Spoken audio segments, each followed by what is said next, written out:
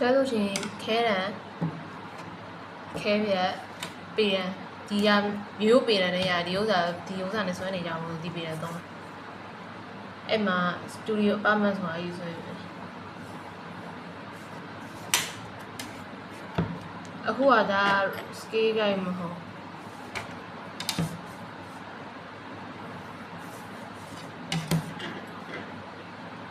ဆွဲလို့ရှိရင်မိမိလေးရင်ဒါအခုက 2H သုံးတာ 2H အောက်ဒီမှာ HP ရဲ့ 2B ရဲ့ရှိ 2B ကနောက်ဆုံးကြမှာဆွဲတယ်နောက်ဆုံးရလို့ရှိရင်အကယ်၍ဘောပါနဲ့ဆွဲမယ်ဆိုလို့ရှိရင်2B သုံးရမလို့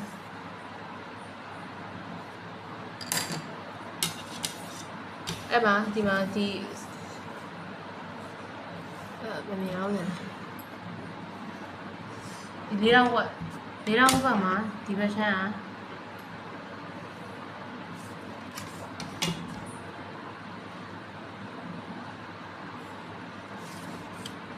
ဒါဘယ်ကုန်နီဝရဏရဲ့နောက်ပြီးတော့ဒါ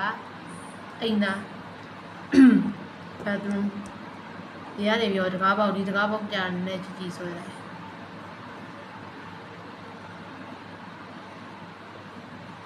ဒါဒီဝမ်းပြန်မယ်ဒါဒီစင်မှာမရေးသေးတဲ့ရနောက်စင်မှာရေးတဲ့ရနောက်ပြီးတော့ studio ပတ်မဲ့ဆိုရင်ဒီဥစ္စာလုံးဝဖြောင်းကြီးပေါ့ကိုကတောင်ဆွဲအောင်ပထမဥစ္စာ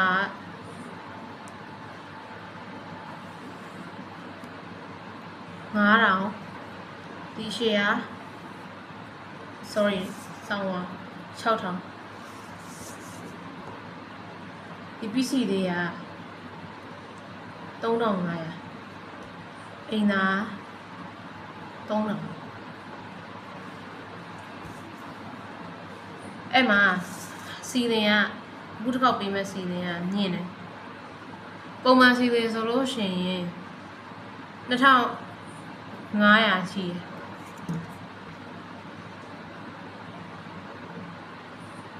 တယ်2300တို့2500စီရှိတယ်အခုက4600ပေါ့4600ဆိုဘယ်လိုလုပ်ရလဲဆိုတော့နှစ်ထပ်လုပ်လို့ရတယ်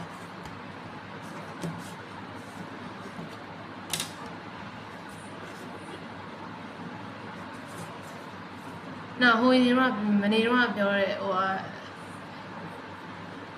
ဒီအတက်တဲ့ကြည့်လို့ရှိရင်ဒီနားမှာပရင်းပေါက်ရှိမယ်ပရင်းပေါက်ကဘယ်လောက်လဲဆိုတော့ပုံမှန်ဟိုပါပဲ1000ဒီအလျားက1000 height က1200အဲ့ဥစ္စာကနောက်မှဆိုရမှာပေါ့အခု floor plan မှာဒီဟာထည့်တယ်မလို့သေးအမြင့်ပုံစံနဲ့ထည့်တယ်မလို့သေးအခုတော့တဲ့ floor plan တော့ရပြီပေါ့ဒီကရိုးရိုးဘာမှမပါသေးရဲ့ floor plan ပေါ့ကိုယ့်အတာကိုနောက်မှဒီ kitchen ဆို kitchen အဲ့ဥစ္စာတွေထည့်ရမယ်အဲ့မထည့်ခင်အရင်ဆုံးဘာလုပ်ရမလဲဆိုတော့အခုဒီမှာဒီဟာကြီးရပြီပေါ့နော်ဒီဟာရလို့ရှိရင် bubble diagram ဆိုတဲ့ဥစ္စာလို့ပါbubble diagram ဆိုတာကတော့ zone တွေခွဲရပါပထမဆုံးပြောတာဒီလိုပဲစားမယ်ဆိုလို့ရှိရင် eating living နောက်ပြီးတော့ entertainment အဲ့လိုအစုံပေါ့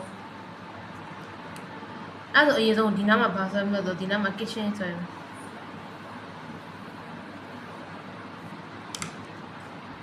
ဒီဟာ KITCH kitchen ဒီမှာကျတော့ living LIVING living room တခါလေကြာရင် bubble diagram တွေကဒီလိုမျိုးအခန်းတွေရဲ့နာမည်ဖြစ်သလိုတချို့ဟာတွေကြတော့လေ mood တွေရဲ့နာမည်တွေပေါ့ဒီဟာ kitchen အစား cooking and eating ဆိုပြီးလည်းသုံးလို့ရတယ်ဒီ living room အစား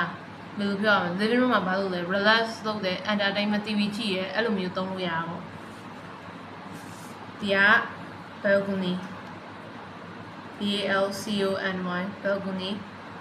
ဒါကငကိုရက်ပါပြီးသား bathroom နောက်ပြီးတော့သူက4600ဖြစ်တဲ့သူက လေကားထည့်ရမှာပေါ့လေကားကိုဗမာထည့်မယ်ဒီထဲကတော့အဲ့ဥစ္စာကိုကြိုက်တဲ့သူကိုလုပ်လို့ရအောင်အခုကစပြီးတော့လေကားကဒီလိုမျိုးကြောင်လိန်လေကားဖြစ်နိုင်တယ်လို့ကြောင်လိန်လေကားသုံးလို့ရှိရင်သူ့ရဲ့အသာချက်တစ်ခုကနေရာယူတာနဲ့တော့ဒီဥစ္စာမှာတခုမှတ်ထားရမှာဒီမှာဗရင်းပေါက်ရှိရမလားအပေါ်ဗရင်းပေါက်က1000ကနေပြီးတော့ဒီမှာဒီဗရင်းပေါက်ဒါနေရန်ပေါ့ဗရင်းပေါက်ကဒီနားလောက်မှာပဲရှိမယ်ဒီကနေဒီကို1000မြင့်မယ်သူဒီကနေဒီကိုဒီထိက2100အဲ့ဒါဒီဥစ္စာမှာ sorry 6ဒီမှာ1100ပဲရှိမယ်1100ပဲရှိမယ်ဆိုတော့ဒီအပေါ်မှာလုံးဝအလင်းရောင်မရှိပဲနေနေမယ်အကယ်၍ဒီအထက်လုံးကိုအပြည့်ပိတ်လိုက်ရင်ပေါ့အဲ့ဒါကြောင့်မလို့ဟိုအဲ့အလင်းရောင်ရှိအောင်လို့ဒီမှာနည်းနည်းလေးခြံထားပြီပဲအဲ့ကြမှာအလင်းရောင်ဝင်လို့ရမယ်တကယ်ကတော့ကိုယ့်အတောက်ကိုဟိုအိမ်ဆောက်လို့ရှိရင်တော့ဗရင်းပေါက်ကိုအောက်မှာထားလို့ရှိရင်လေယူရတော့ကောင်းတယ်ဒါပေမဲ့နေအလင်းရောင်ကတိတ်မရအောင်အဲ့တော့ဗရင်းပေါက်အပေါ်မှာပဲထားနောက်တစ်ခုရှိတာဒီဘယ်အပေါ်ထပ်မယ်ဆိုလို့ရှိရင်ဒီဘယ်ကွန်ဒီပိုင်းကတော့လုံးဝထည့်လို့မရဘူးဘယ်ကွန်မဲထည့်လို့မရဘူးသူ့ရဲ့ဖွဲ့စည်းပုံရကိုဒီဘယ်ကွန်ဒီကဒီလိုမျိုးပေါ့အိမ်အပြင်ပုံစံကြည့်လို့ရှိရင်ဒါ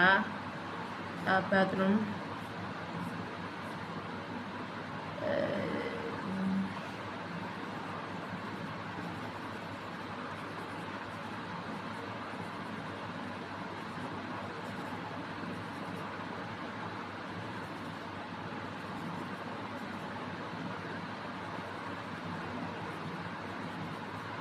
ဒီလိုမျိုးပုံစံသွားမှာမဟုတ်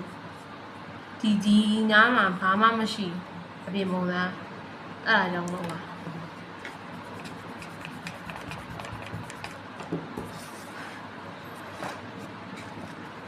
အဲ့တော့ floor plan ကိုစဆွဲမယ်ဆိုရင်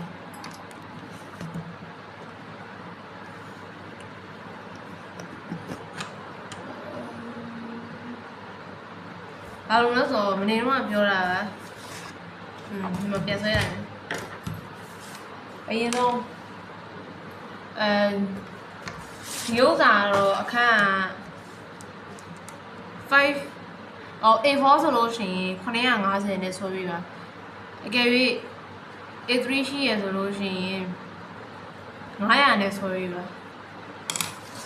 ခဏလေးပါ900နဲ့ဆွဲပြရတယ်တော့ဒီဥစ္စာ triangle ruler ဝယ်ရရဆိုရအောင်အစင်ရအောင်ခါ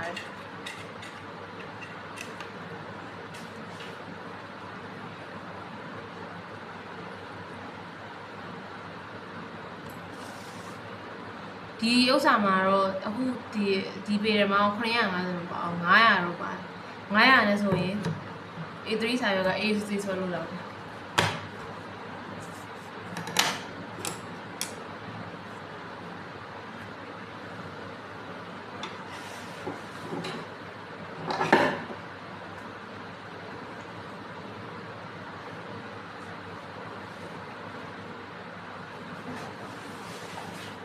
စာရွက်အသစ်ထုတ်လိုက်ပါ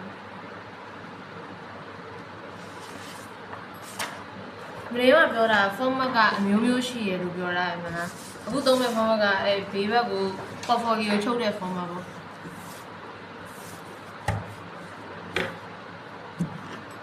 တိတ်ရှိလို့ရှင်တိတ်နဲ့ဒီလိုမျိုးဟိုထိတ်လေးဒီထိတ်လေးကိုကတ်လိုက်နောက်ပြီးလို့ရှင်အရင်ဆုံးအဲ့လိုပေရန်နဲ့အရင်ဆွဲနေတင်ရမှာပေရန်နဲ့ဆိုလို့ရှိရင်ဒီစင်တီမီတာတွေကို50နဲ့စားလိုက်ပေါ့ခုနက6000ဆိုလို့ရှိရင်30